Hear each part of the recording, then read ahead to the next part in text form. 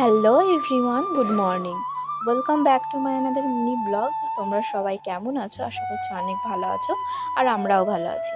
তো আজকেও সকাল সেরকমভাবেই শুরু হয়েছিল 5টার সময়, আর চলে গেছিলাম আমরা হাঁটতে। দুজনে মিলে আমরা হাঁটতে যাই, একা একা হাঁটতে যাওয়া সম্ভব নয়, যেহেতু অনেকটাই কিন্তু ভোর ভোর থাকে। আর ওকে রোগা দেখে এটা ভেবে বসো না যে ও কেন হাঁটতে এসেছে। হাঁটাটা কিন্তু সকলের পক্ষেই ভালো, বিশেষ করে সকালবেলায়। হাঁটা কমপ্লিট করে কিন্তু এবার বাড়ি চলে এসেছি, আর বাড়িতে কিছু কাজ বাকি ছিল সকালে, তো সেগুলোই দেখো এক এক করে নিচ্ছি।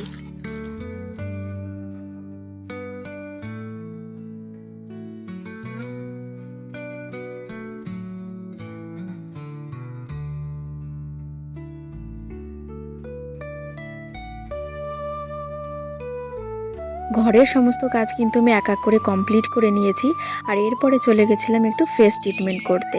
ইদানিং দেখছি আমার মুখে র্যাশ র্যাশ মতন কি বেরোচ্ছে, তো অনেক সার্চ করার পর, মানে খোঁজাখুঁজি করার পরে আমি খুঁজে পেলাম যে বরফ জল লাগালে নাকি এই র্যাশ র্যাশ ভাবগুলো কমে যায় মুখের থেকে।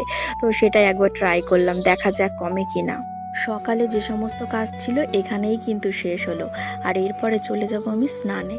আর স্নান করে সবার ফার্স্টে যেটা আমি করে নিই সেটা হলো পুজো দিয়ে নেওয়া। আগে পুজোটা দিই, তারপরে আমার সমস্ত বাকি যা কাজ আছে সেগুলোকে করি।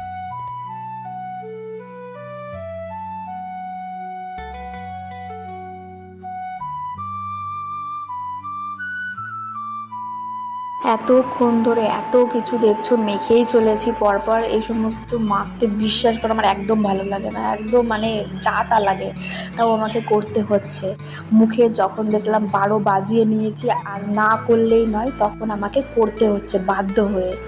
আর এটা আমি খুব যত্ন সহকারে ভালোবেসেই করি, কারণ সিঁদুর না পরলে মুখটা কিন্তু একদমই অসম্পূর্ণ লাগে। আর সিঁদুর পরার পর দেখো মুখটা একদম পাল্টে যায়।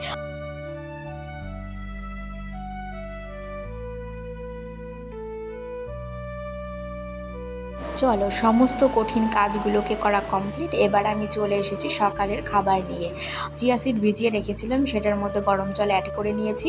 আর রাত্রে যে কাঠবাদাম আর কাজু বাদাম ভিজিয়ে রেখেছিলাম সেগুলোকে নিয়ে এসেছি, এগুলোকে এখন খেয়ে নেব।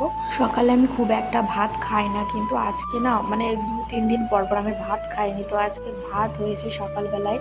আমি আর মানে থাকতে পারলাম না, ভাতই খেয়ে নিয়েছি। তো আজকের মেনুতে ছিল কচুর ঘন্ট আর লাউ শাক দিয়ে মাছের তরকারি, আর ওই মাছের তেলটাই হচ্ছে বেগুন দিয়ে ভাজা।